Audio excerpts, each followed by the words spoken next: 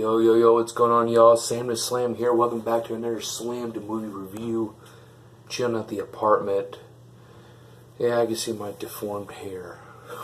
God, I need to shave that.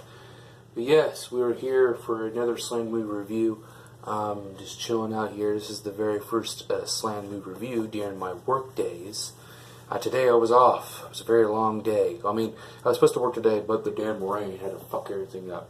So what they hate, if it rains and at the start of before I clock in, I'm not needed. But if I'm on the clock, then it doesn't really matter. But here we are once again, STS here. Sam the Slam movie. As you can tell, you see from the poster, DVD poster, we're here for the 2018's Peppermint, starring Jennifer Garner, from the director of Taken, Pierre Morel. This is an hour and 42-minute movie, and the back is intense, suspenseful, and thrilling. This film right here, and I'm not trying to be a sexist or anything. I'm not into movies with female strong leads for some reason. I don't know what it is for me or whatnot. But then again, I've seen Coffee. There's some Pam Grier films that I still want to see, the black exploitation films.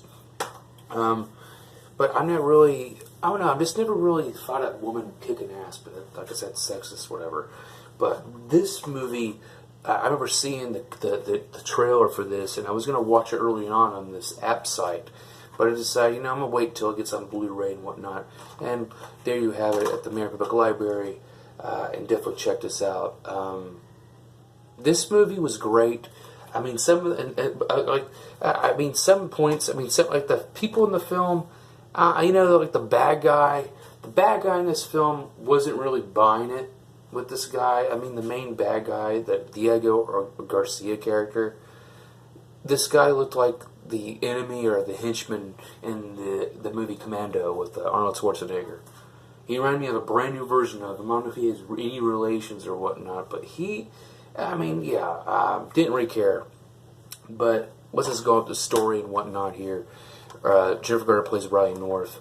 She's a mother, and she's with her daughter and her father and her daughter. No, her husband and her daughter. It's pretty. The very first 10, 15. It's like a drama. The very first 20, 30 minutes of this film is basically with just you look into her life and with her kid and notice that they're not.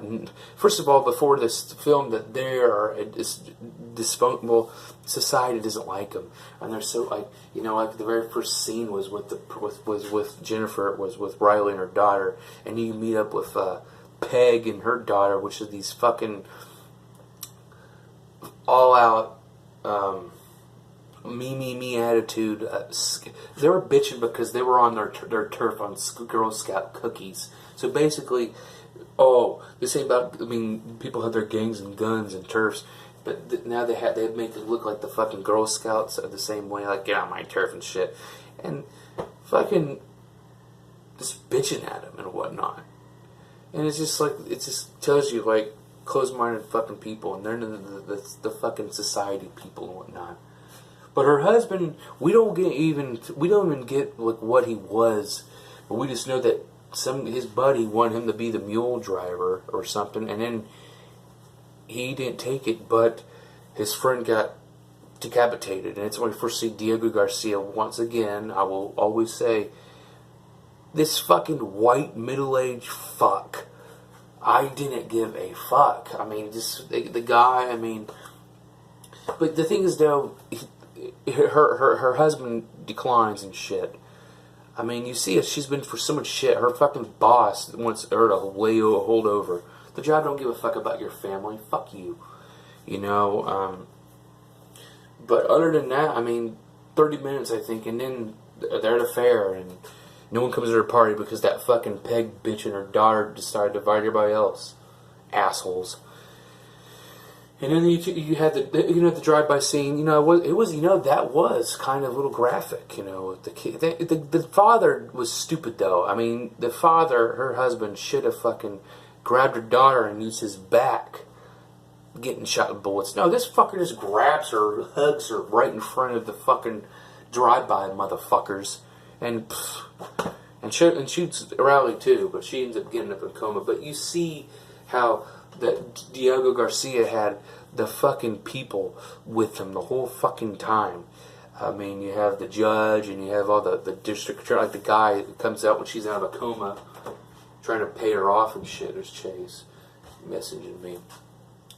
But yeah, just fucking me. I mean, it's just the courtroom scene where she's trying to fucking, like, what are you doing listening? Because they basically she's on fucking antipsychotics and shit. I mean, I don't know I think they put it there for a fucking reason or whatnot. Who knows? But the thing though that I did not care about when you first watched when the movie first starts on, she kills one of the guys that drive by that killed her daughter and father and shot them. But the thing is though, you don't get to see you get to see their deaths just out of view. Like you don't even get to see it. You just see afterwards or what happened and whatnot. But I did love the judge's fucking demise. Because fuck you, judge. I don't give a fuck. Pay dirty fucking corruption and this motherfucker. That's why I didn't care about cops. I know there's some good ones too, but you know what? Fuck off for all that shit. But Jennifer Garner plays the fucking heel, and heel. She plays such a badass role, and I enjoyed her as this vigilante. She kicked ass in this film. But it was just very more enjoyable. It's just seeing the guys that she killed. I mean, I like those scenes of her in the shootouts and whatnot. I thought that was great, entertaining. But then there's Carmichael, because he is John Gallagher Jr. No wonder, is that Gallagher's son? What the fuck? Hold on. John Gallagher. Well, I don't know who the fuck John Gallagher is. I don't know. He played. He played in a stupid role. Well, you think he's with his friend? You think he's a police officer? You think he's in the very beginning? You think he's with them? He kind of feels empathy and shit. But then later in the fucking film, guess what? He's a fucking corrupt narc too. Or whatever the fuck he was. He was a shit. And guess what? This is another thing too, watch these films, because if you are a part of a big gang or anything, and you tell your fucking boss, oh, you know, the shitty news and shit, you're gonna die. You're fucking, that's one thing about stupid gangs, that's why, and all that shit, fuck, it's like the drug dealers don't give a fuck.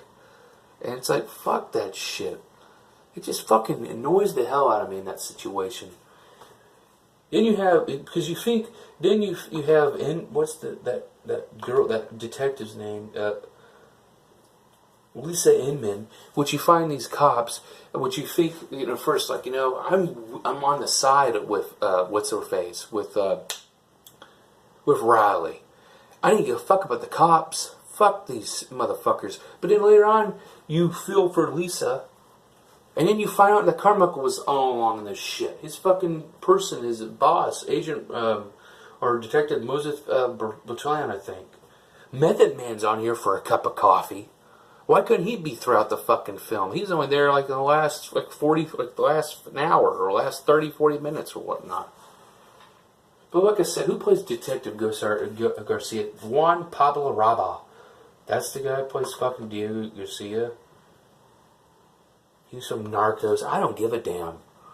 Stupid dumbass.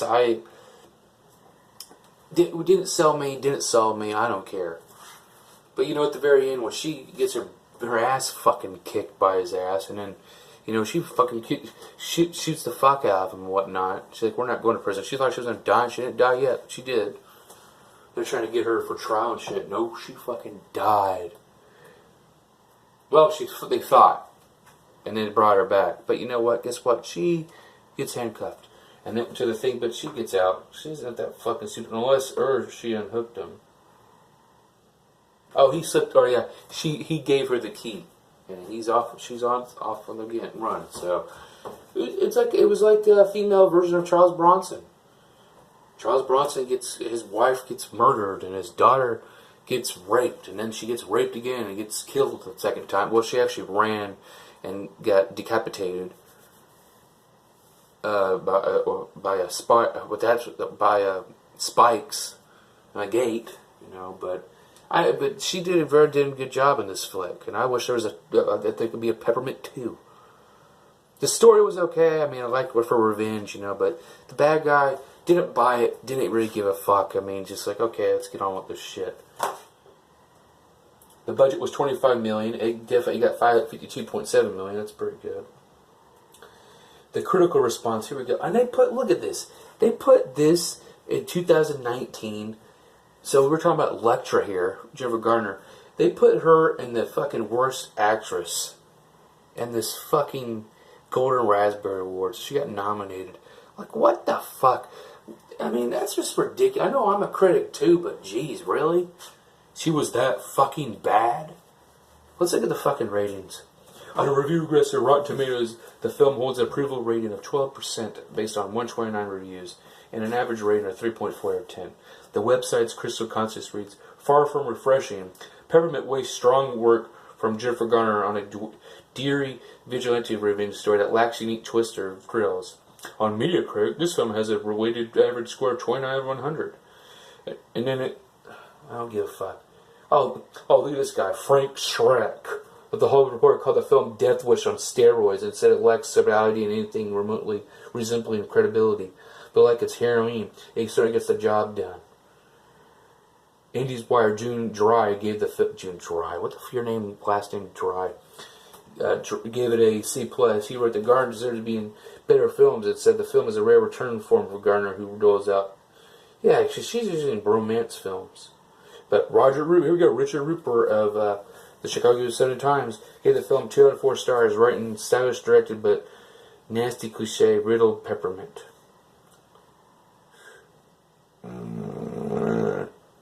I don't care. Fuck these reviews. I enjoyed this film. I think you guys will enjoy it too. I definitely recommend this. This gets my stamp of a fucking approval. But you know, like sugar's the fucking movie. But I mean, it was a good film. I liked the lead and stuff. But you know, I could kind of agree in a way. I mean, just the main bad guy. I mean, didn't he? You know, he's not in this appears. You see, he's part of the deal with the mafia, or his higher ups were like, you know, you better stop it. You better be on your game, or you're dead too. So I mean. But I rewatch this. I mean, this is probably a movie that I could rewatch again later on in life. Maybe if I can get my son into movies or whatnot, you know, like, hey, you know, a vigilante classic. But it's alright. I enjoyed it. I definitely recommend this film. Jennifer Garner kicks ass in this fucking film. I liked her in this fucking flick. So, did you like the film? Oh. I thought my girlfriend was in the living room. That was a dumb decision. That was a dumb idea. But that's Peppermint. She got fucking revenge. She got what she needed. And she was a fucking hero. I didn't give, hero vigilante, or, you know, it's just like, she took down the whole fucking drug operation while this fucking precinct full of shit was with 4 more dirty cops as it was. It was refreshing.